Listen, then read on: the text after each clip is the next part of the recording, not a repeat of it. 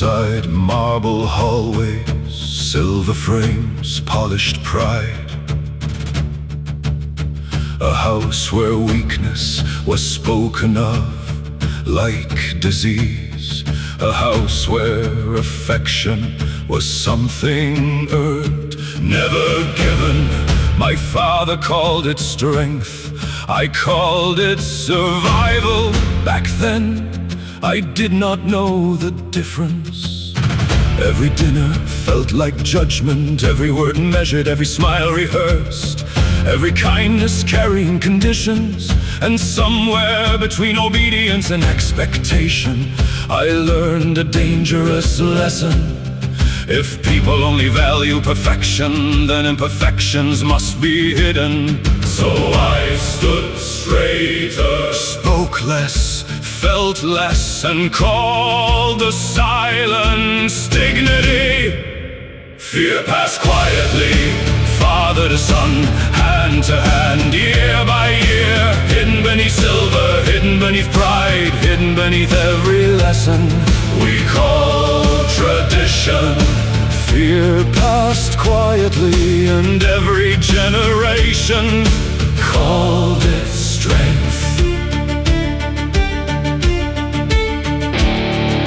At Hogwarts, they called me fortunate, privileged, refined, admired. But admiration is a poor substitute for safety. Every friendship felt conditional, every weakness dangerous, every mistake remembered. And then he appeared, brilliant, certain, fearless. Tom Riddle, the sort of man who made frightened people believe their fear finally had purpose. And boys raised without warmth will kneel before certainty every time. Fear passed quietly, father to son, name to name, blood to blood. Hidden beneath manners, hidden beneath law, hidden beneath every oath we called loyalty. Fear passed quietly, and every frightened man called it conviction. Little by little, fear disguised itself as loyalty, cruelty disguised itself as necessity, obedience disguised itself as belief. That is how darkness survives, not through monsters alone, through frightened people who convince themselves they have no choice. Then Draco was born, tiny hands, gray eyes, a future that did not yet know my mistakes. And suddenly every lesson I had inherited felt heavier, because fear sounds different when it echoes inside your child. I looked at him and saw a boy, not an heir, not a legacy, not a surname, just a child. A frightened little boy, trying desperately to make his father proud. And God, I loved him far more than my father ever loved me. That is the tragedy.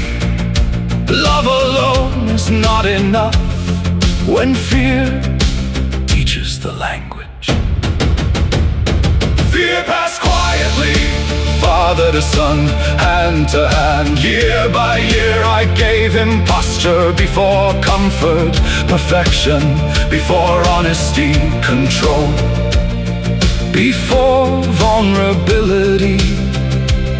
And every wound I meant to spare him became one I handed down.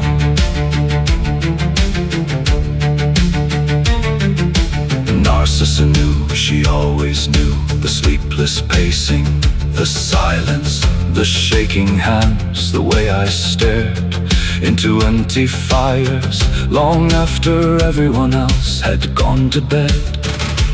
She knew I was afraid, afraid of Voldemort, afraid of failure, afraid of losing everything, afraid one mistake would destroy my family. But men like me are not taught to confess fear, only to hide it elegantly. History will remember Lucius Malfoy as proud, cruel, cowardly perhaps, and some of that is true. But beneath the silk and silver masks was just another frightened child, raised by frightened men, a son who became a father before learning how to heal. The curse of House Malfoy was never ambition, never wealth, never power. It was fear. Fear dressed as discipline, fear dressed as duty, fear dressed as love, passed from father to son, again and again and again. Fear passed quietly until it reached Draco, until the boy I loved stood shaking beneath the mark I should have kept far from him. Until my own child looked at power and saw only terror, until the name I spent my life protecting nearly became his cage. And perhaps the proudest thing I ever did was not what I built, not what I owned, not what I survived, but watching Draco refuse to become the man I had taught him to be. So let the portraits whisper, let the silver tarnish, let the old man in old frames call it weakness. If this house has any future left, let it be one where children do not inherit fear and mistake it for love.